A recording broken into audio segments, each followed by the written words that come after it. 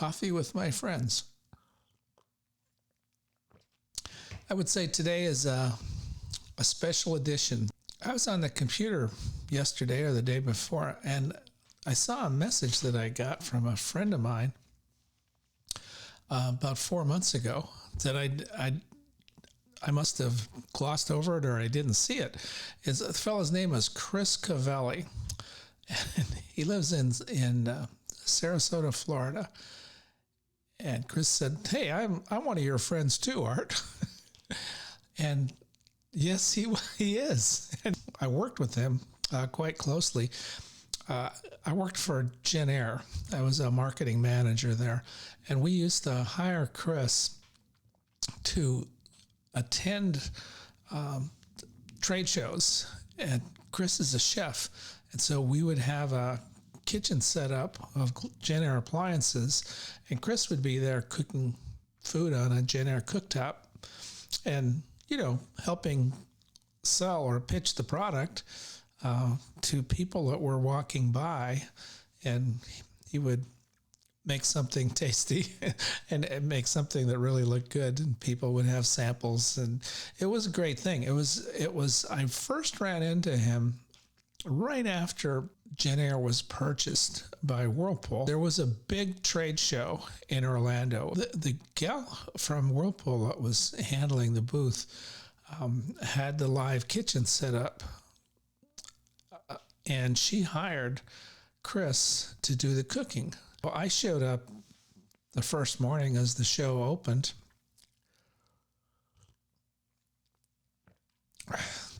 and took my assigned place in the Jen Air booth.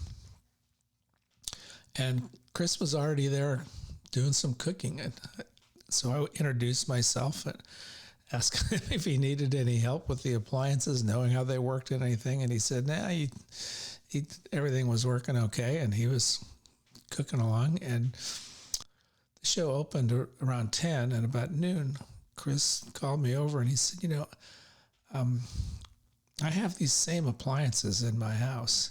Can you believe that Whirlpool sent him a complete set of Jen Air appliances so that when he came up to the show, he would be familiar with how to operate the appliances. I mean, they literally gifted him a couple $1,000s worth of appliances just to make sure that he would be able to talk about the product and make it and work with it.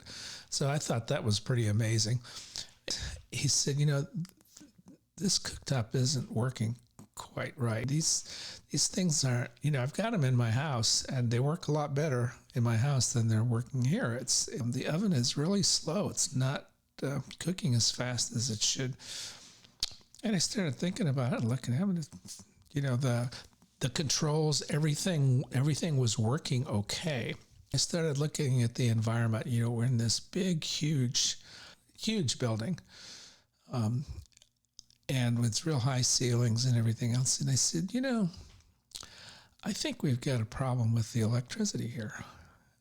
Chris says, what do you mean? And I said, I don't think we've got 240 volt power, and that oven runs on 240. He said, well, what would we have? And I said, we have 208.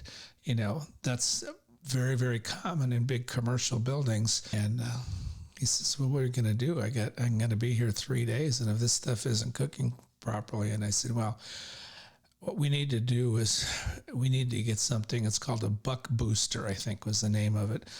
And basically it's a transformer that takes that 208 voltage and converts it into 240 so that any appliance that runs on 240 will run just fine. And he says, well, how are we going to get that? And I said, let me talk to Deb. She was the one that was in charge of the booth. There's an electrician here that set this thing up to begin with. So I contacted her, and sure enough, the electrician said, yeah, he said, nobody said it had to be set for 240, and I didn't know that. And he said, I can get you a booster. And within an hour, we were all set and ready to go again. That's a little off topic. That's how our relationship started, and I thought it was pretty good of him to be able to notice right off that things were a little bit off kilter. We could have survived with 208 volt. And when you're at a show, you want to perform to your best, not something that's mediocre. And it was the right thing to do. We continued to have shows every few months, or at least every year, and I continued to show up at the Gen Air booth. And Chris was a fantastic chef, very skilled, very knowledgeable, and a very warm person, very easy to get along with. Lots of energy. And so over time, I went to events like this 2 or 3 times a year. Always there was an annual one, but we had shows in San Francisco called the PCBC that we'd go to, and other events that were going on. And Chris was a good guy to have, so he was available, and we would, Deb would call him up and make arrangements with him, and he'd show up, and again, he had a very warm personality, a great guy to know. We got to be friends, and here we are at coffee with my friends. So I had left out friends that I just don't see that often. It turns out that Chris had a guy that occasionally, not always, but occasionally he would bring with him as, what would you call it, a sous chef. And his name was Greg. And Greg and Chris would stand side by side, and Greg would do all the prep work. He had celery that need chopping or whatever, whilst Chris would do the cooking and basically the talking and the pitching of the product to customers that were coming by. So it wasn't very long that I noticed that these guys worked, like hand and fist. It was like they didn't even have to talk. It was like music watching these two guys work together. Greg's sitting there chopping the celery and, sauteing the mushrooms, and Chris is over there cooking the beef and doing something else and talking to the customers. Greg was a very quiet guy. And over time, we got to be friends. And for the longest time, I just thought that they were guys that worked together and got along well. It turns out that Greg was Chris's husband, that they lived together, and they'd been together for years, I guess. And I'm a little slow on the uptake there. And so then I find out about that, and that was great. There were a few times that we had Chris come out to Phoenix. It turns out Greg had family in Phoenix. One time we had a gathering that Greg had put together at a restaurant in the Phoenix area. And it was a great evening that we spent together. So I wanted to acknowledge that Chris is definitely a friend of mine. So is Greg, actually. Unfortunately, Greg passed away just a few weeks ago.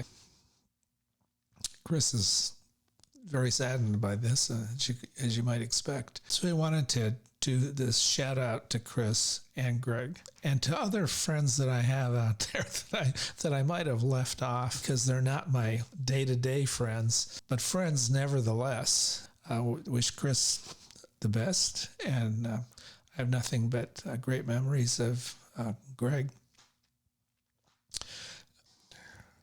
So I do want to end this on a sad note, because Greg made Chris very happy, and like I said, he was genuine, nice guy, and the world could use a few more people like that. So let's try and bring this up to a little higher note and say I'm I have a couple other friends that I'm going to single out in these coffee with my friends that are guys that I've left out, and they need to be there. Look forward to doing a few more coffee with my friends.